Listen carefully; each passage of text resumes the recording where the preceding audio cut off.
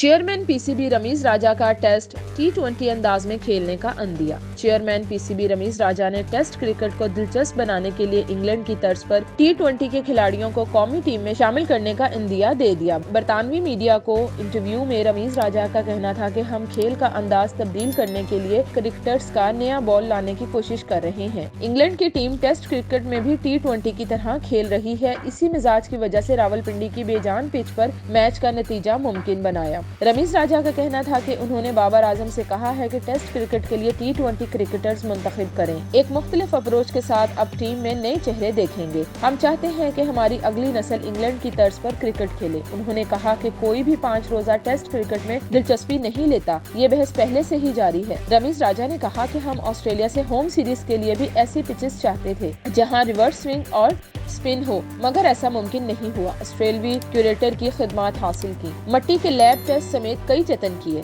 शायद मट्टी का ही मसला है कि मतलूबा नताइज हासिल नहीं हुए। मुल्तान की पिच के बारे में कम से कम ये तो मालूम था कि पहले रोज ही गेंद स्पिन होगी। चेयरमैन पीसीबी का कहना था कि फिलहाल इंटरनेशनल टीमों की पेशावर में मेजबानी नहीं कर सकते। जल्द PSL मैचेस वहां होंगे। कई स्टेडियम्स हमारी तहवील में नहीं, हर बार लीज की तजदीद करना पड़ती है।